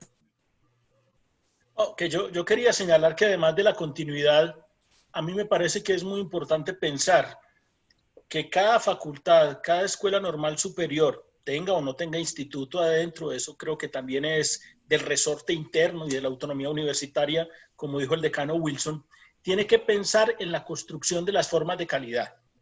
Porque lo que podría decir también la misión es, venga, pero ustedes como, comillas, aseguran que eso que están haciendo sí obedece, aún en un contexto particular, muy regional, a unas condiciones que son unas condiciones de calidad o de calidades. Entonces habría que decir que aquí para mí también es muy importante construir una propuesta de las normales y las facultades que nos podamos evaluar entre nosotros. Es decir, y evaluar no para darnos golpecitos, palmaditas y para decir lo estás haciendo muy bien, todo es magnífico, que no hay que negar, eso a veces nos pasa que nos aplaudimos y el aplauso dura mucho y los resultados son pocos. Entonces, a mí me parece que también hay que pensar, lo digo en estos términos, las escuelas normales superiores, las facultades de educación, sí tenemos que hacer un ejercicio interinstitucional que tenga unos referentes de evaluación desde lo educativo, lo pedagógico, en las áreas que formamos. Ahora, hay un ejercicio que ha hecho el CNA, todos lo sabemos. Es decir, cuando nosotros recibimos visitas, todos sabemos que recibimos visitas de pares, no son ejercicios sencillos. Y yo creo también que ahí ha habido un trabajo consistente. Es decir, si a mí me llega una visita a la licenciatura en español-inglés de la Facultad de Educación, hay un trabajo de preparación y ha habido, en los términos que decía Carmen Tulia, continuidad. Y no es un trabajo, quiero decirlo así, en ninguno de los casos de ninguna de las facultades mentiroso. Porque cuando han llegado los pares, levantan el tapete y abren el closet y miran debajo de la cama y dicen así, decano, eso no funciona. Decano, que son 2 horas de investigación para ese profesor. Eso lo han dicho, eso lo reconozco desde 1998, que he sido testigo en Bolivariana de visitas de pares. Y recuerden, arrancaron las visitas de pares con las facultades de educación. Los primeros que entramos en la lógica fueron las facultades de educación, por la desconfianza, por lo que dijo la misión. O sea, como desconfiamos de ustedes, los vamos a visitar. Y entonces llegaron las visitas. Hemos construido unos referentes de evaluación y de autoevaluación que no son un artificio. Entonces, a mí me parece que ahí hay que afinar también esos procesos internos. Ahora, lo que yo decía un poco con tu comentario, Andrés, o sea, un instituto, siempre hay como una cosa más allá que sería la que nos evaluaría. Lo que yo instalaría es un más acá, serio, consistente, que nos deje tranquilos con el asunto y que uno pueda decir, este es el trabajo académico que hacemos en cada contexto. Y cada contexto no está ajeno al universal, también lo quiero decir. Es decir, porque a veces hay como una cosa que señala, no, es que están encerrados en ese contexto y no tienen una visión panorámica. No, ya sabemos que cada contexto es al mismo tiempo una visión global.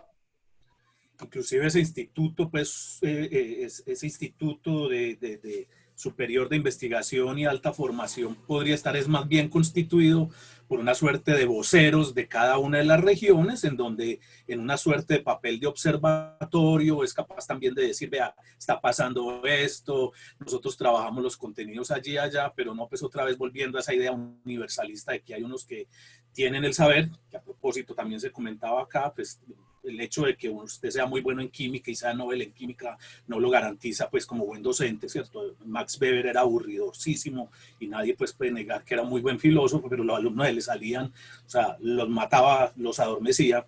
Entonces también esa creencia que el tener el conocimiento científico específico disciplinar ya es garantía para su transmisión, cuando sabemos muy claramente desde la pedagogía y la didáctica que hay un paso intermedio entre lo que es el saber disciplinar y todo el proceso de análisis y presentación y didáctica que implica otro tipo de conocimientos. ¿A quién le voy a transmitir yo eso? No es lo mismo enseñarle a un niño de una comuna en Medellín por acá a un niño en el Baupés, pero tampoco a un niño en el Poblado. Entonces, los análisis didácticos, en la medida en que son contextualizados, presuponen un montón de elementos también para planear y súmele a ello pues, la experiencia concreta de los docentes, de maestros y maestras. Es decir, si vemos aquí, también aparece una tensión que a mí me parece importante. Primero quería decir que me gusta mucho el símil del fútbol, a propósito de, como Echeverri lo denominaba, el dispositivo de desconfianza, siempre le echamos la culpa al docente, y es en el símil del fútbol, pues, a no ser que sea un autogol, por supuesto, pero es como echarle la culpa de la pérdida del partido a un jugador en particular, o sea, y desconocer los contrincantes, o sea, si los alumnos no quieren aprender, no aprenden. Entonces ahí partimos ya de una idea de que el partido de fútbol no se gana solo porque usted quiere, sino que se gana en equipo si el balón está bueno, si la cancha está buena, si hay buenos recursos para un estadio. Es decir, el problema no solo es la docencia, sino todo, digamos, es un entramado que tiene que ventilar, por ejemplo, un sistema de estos y un instituto de estos. Andrés, déjame decir en relación con eso algo, permíteme que te interrumpa. Sí. Es que cuando dije ahora en la presentación de los 20 minutos o un poquito más, el asunto de lo básico, antes de lo superior o de lo avanzado o de lo excelso, hay que precisar. Entonces, si a mí me preguntaran, decano de UPB, ¿qué es lo básico? Entonces yo voy a decir, primero, de la mano con el decano Wilson Bolívar de la Antioquia, lo básico tiene que estar en que si un profesor, va a ponerlo así, cuando un profesor enseña un área de conocimiento o una dimensión si está en preescolar. Entonces, ¿qué es lo primero que tiene que pasar ahí? Que tiene una alta formación epistémica, científica, investigativa en el área. Si tiene eso, ¿es suficiente? No, no es suficiente. Un poco en los términos que estás diciendo, Andrés. Si tiene eso, tiene un componente. El otro componente, ¿en dónde está? Un segundo componente, no el otro, sino un segundo componente. En la traducción, que ya lo sabemos, Chevalar y todos los otros, pero el grupo Federici lo señaló, ¿cierto? El asunto de la traducción del saber científico al saber escolar no es una reducción, porque a veces es eso. No, es que la pedagogía es que lo haga, que anime a los niños. No es que lo anime, es que tengan el aprendizaje y la comprensión. Entonces, el segundo saber básico está en lo didáctico y evaluativo, no solamente en lo didáctico y en lo evaluativo, porque todos sabemos que la evaluación es una realimentación, no es una calificación. O sea, yo realimento cuando evalúo y saco el examen y pongo la prueba y hago un ejercicio de metacognición. ¿Qué entendieron? ¿Dónde no entendieron? ¿Qué pasó aquí? Ahí es donde está el aprendizaje, en la evolución. 3, y yo diría que un tercer saber básico, Andrés, para terminar mi comentario, por si la pregunta es qué es lo que está queriendo decir Guillermo cuando dice básico, un tercer saber básico está en procesos de lectura y escritura de maestros. Y no estoy hablando de leer y escribir, porque todos los maestros sabemos leer y escribir. Estoy hablando de procesos de lectura y de escritura como un episteme fuerte. Es decir, aquí hay un asunto que yo quiero introducir y me perdonan en este comentario. Lo básico es, podemos en las escuelas normales superiores y en las facultades de educación formar un pensamiento del maestro, un pensamiento de la maestra, sí, por vía de la lectura y la escritura, no de leer y escribir.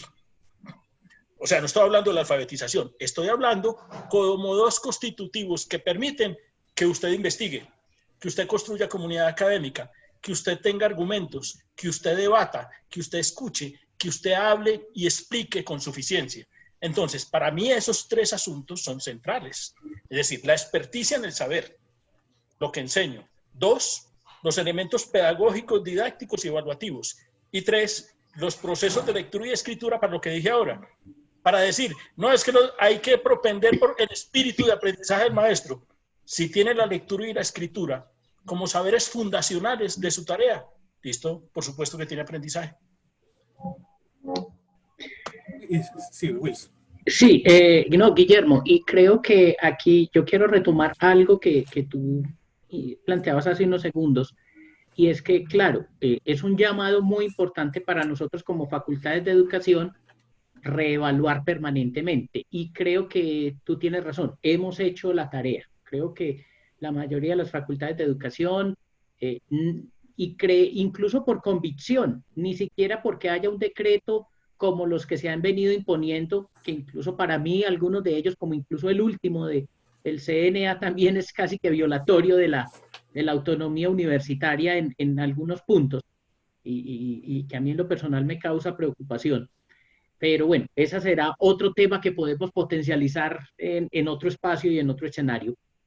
Yo sí considero que esos procesos de autoevaluación, que no porque vengan de afuera, sino porque es fundamental que nosotros nos estemos revisando, mirando, planteando nuevas preguntas y mirando cómo podemos fortalecer todo lo que venimos haciendo. Y ahí también un llamado, mira, yo creo que venimos hace mucho tiempo haciendo, desarrollando y reflexionando sobre discursos que a veces no se apropian en otros escenarios. Aquí es donde también tiene que ver, las facultades sí lo estamos haciendo. Ahí es que reflexionar e investigar por qué estas actividades, estas reflexiones y estos discursos no están permeando la escuela. ¿Cuáles son esos factores que no posibilitan que esto que estamos haciendo bien, porque yo considero que lo estamos haciendo muy bien, de pronto tenga dificultades para apropiarse en esos escenarios? Y obviamente hay ya un cortocircuito entre lo que se quiere que sea efectivamente lo que se plantea en el espacio escolar y lo que nosotros tenemos como discursos. Yo lo decía en otro escenario y creo que lo hemos compartido, incluso me lo has escuchado, Guillermo, en otro apartado, es que mucho de lo... bueno, lo decía es, mira, en lo de la evaluación ahora en esto de la pandemia, yo creo que no hemos dicho nada nuevo, absolutamente nada nuevo, que hay que ser flexibles, que hay que ser creativos, que el proceso, la evaluación es un proceso, no un producto, tal cosa. No es por la pandemia, no es porque hace bastante tiempo, entonces eso tiene que permear evidentemente, pero lo hemos realizado en las facultades de educación, lo hemos desarrollado en nuestros espacios de discusión. Entonces habrá que mirar otros elementos que complejizan esta ecuación.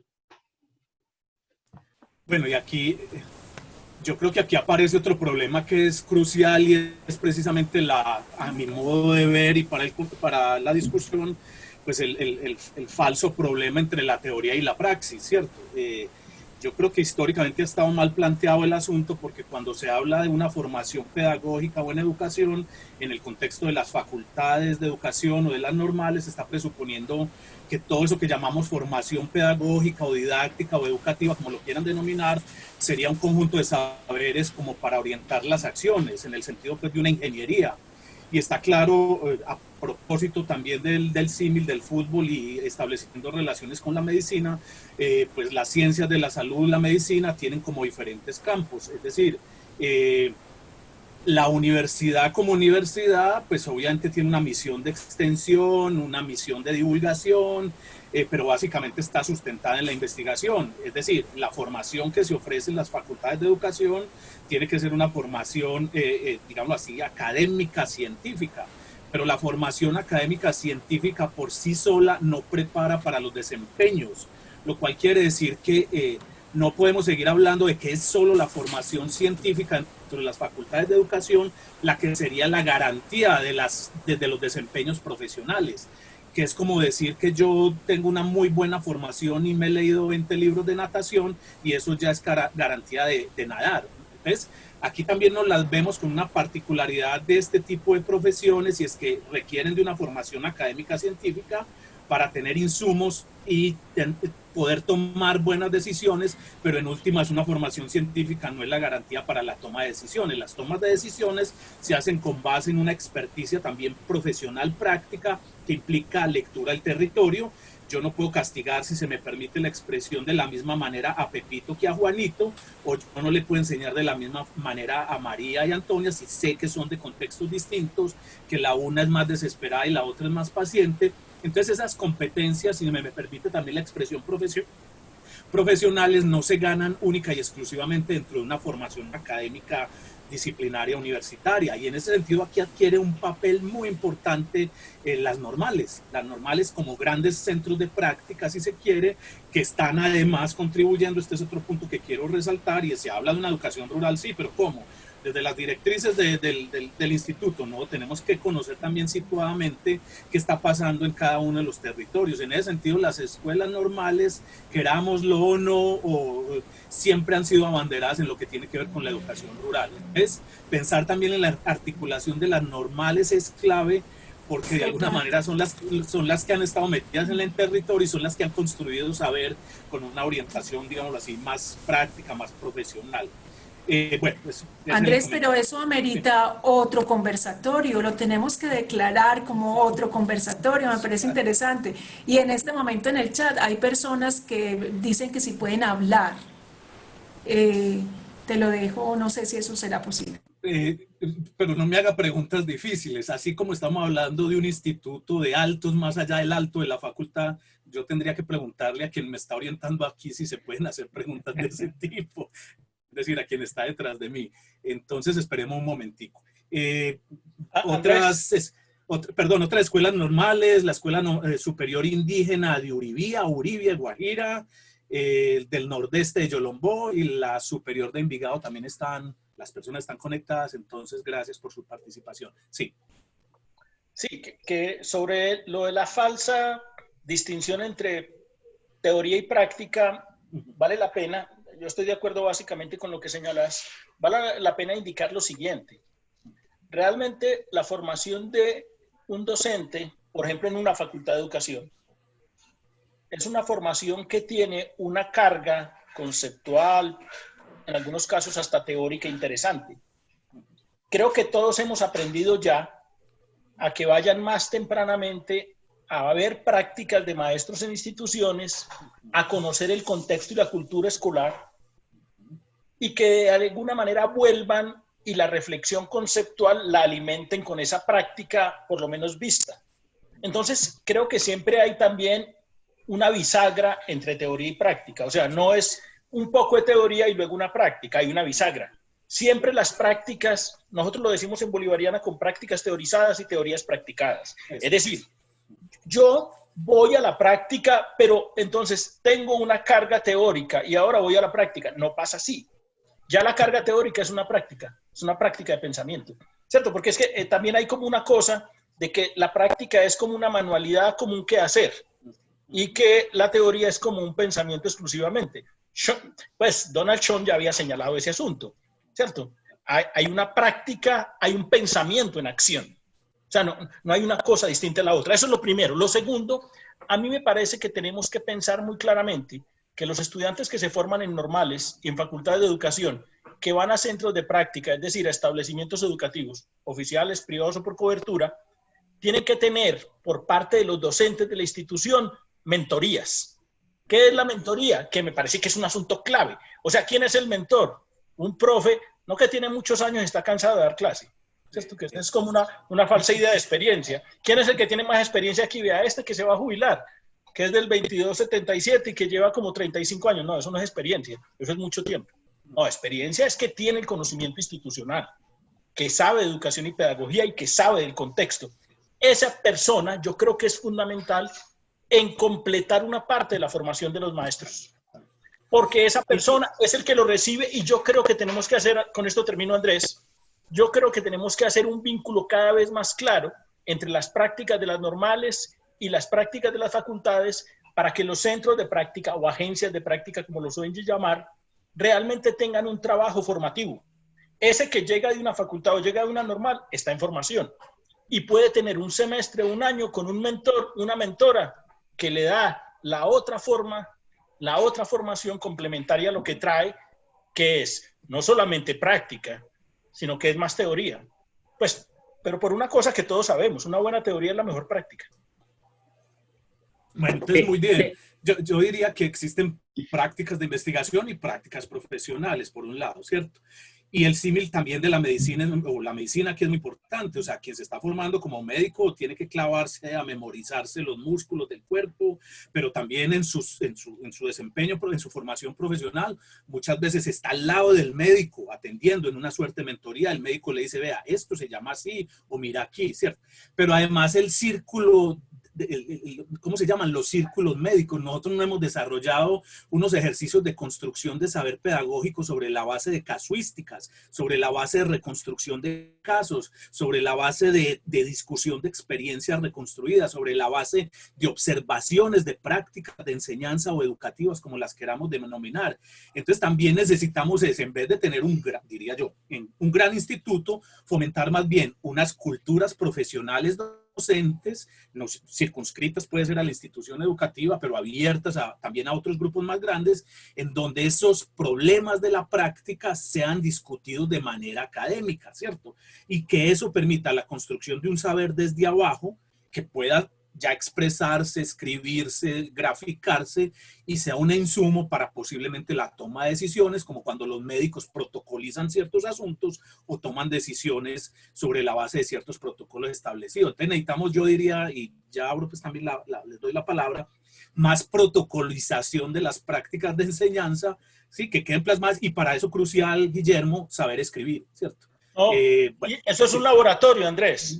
Esos son laboratorios o experimentaciones que en educación y pedagogía y en ciencias sociales y humanas a veces eso sí nos parece que nos produce escozor. Y a mí me parece, Andrés, que cada vez tenemos que hacer mejores protocolos. Es decir, si un estudiante practicante va a la institución educativa, no es simplemente a reemplazar al profesor que no pudo venir. Es a que lo acompañe un profesor con un protocolo y con un cuaderno sistematizando 3 o 4 categorías fundamentales. Y ese laboratorio, el estudiante lo tiene que llevar donde el profesor de la normal o de la facultad para discutir y para que el protocolo se afine. Porque, digamos, eso es lo que se llama experiencia. No lo que pasó en el colegio, sino lo que se reflexionó después en la facultad de la normal. Guillermo, de pronto un poco cuando yo quisiera retomar muy corto, es que mira, esa es la ironía. Si el informe la comisión de sabios está mandando o está recomendando que hagamos lo que ya estamos haciendo, ir a la práctica, empezar prácticas tempranas, iniciar todo este proceso. Y yo lo leía y decía, es como si no se hubieran tomado el trabajo de conocer el sistema universitario o el sistema de educación superior desde las facultades de educación para poder entender que eso que tú estás diciendo ya se está haciendo, se está sistematizando, puede ser mejor, eso es indudable. Y me acojo totalmente a lo que tú planteas de cómo revisamos nuestras prácticas, cómo las hacemos cada día mejores, pero aquí también hay algo, y es, y en relación a lo que dices y lo que plantea Andrés, y un poco recordaba a Gerald Foures en su discurso sobre la epistemología de las ciencias sociales, es el científico, y creo que lo dije al inicio de mi primera intervención, es como si no fuéramos los científicos de la educación, porque ser científico de la educación es estar en el aula, no el laboratorio, y no tengo bata. Entonces, y yo soy teórico, lo que llaman vulgarmente mucha carreta, pero no hay praxis, no hay el ejercicio, esa dicotomía que tenemos desde hace casi 500 años frente a teoría práctica, y todo eso que seguimos con un problema para zanjarlo. Pero entonces, frente a esto, esas propuestas que planteas tú, plantea Andrés, Carmen Tulia, y obviamente todos los que estamos en este trabajo con las facultades de educación, tendrá que plantearnos y visibilizar es que efectivamente nuestros estudios tienen la rigurosidad y tienen todas las condiciones para plantearse que es un conocimiento de élite que sirve al mejoramiento de nuestras actividades magisteriales en el país. Y lo otro, pues las facultades no son centros de práctica en sentido estricto, es decir, necesitamos tener comunicación con, a la manera de los médicos, con hospitales, nosotros con escuelas, y entonces yo creo que la cosa no puede solo tampoco recargarse sobre las facultades y los docentes, sino pensar precisamente en una forma más amplia. Aquí precisamente es uno de los comentarios en donde, digamos así, se requiere un trabajo más mancomunado entre escuelas normales, instituciones educativas, la propuesta de creación otra vez de, digámoslo así, de unas culturas académicas dentro de las culturas profesionales docentes y por supuesto una mayor articulación. Bueno, sí, ¿algún otro comentario? Yo Andrés, diría que quedamos en deuda. El protocolo, a nosotros sí nos falta hacer protocolos mucho más precisos. Es decir, yo sí creo que en el ejercicio de práctica, aunque hemos avanzado, como dice Wilson, tenemos que ser mucho más sistemáticos en términos de que en educación y pedagogía se puede experimentar. Es decir, si creemos que la experimentación es un asunto de, comillas, ciencias duras y que nosotros no podemos experimentar, ahí creo que tenemos un asunto que hay que ajustar. Efectivamente, si un estudiante de la Facultad de Educación va a la práctica y está con el mentor, tiene que haber una protocolización mucho más fina. Y lo que estaba diciendo, la lectura, que no es solamente la lectura de libros, estamos de acuerdo, la lectura de contexto, de la cultura, que se recoja con buena escritura, que se analice y que haga parte de la investigación de ese estudiante, es la formación superior del estudiante. Que yo diría que quedamos en deuda con muchos temas, pero también en deuda con muchos actores que tienen voz, que quieren también expresar a partir de esta pregunta que se nos hace por parte del Instituto de Pedagogía de la Universidad de Antioquia, quieren expresar su voz. Me parece que quedamos en deuda y tenemos que seguir en estas conversaciones y poder mostrar, incluso algunas personas que están en el chat lo están expresando. Es muy importante escucharnos y poder reconocer también esas dinámicas desde las cuales estamos trabajando. Bueno, nuevamente agradecerles por su participación. Me permito pues hacer un resumen, espero que lo haga en el tiempo posible.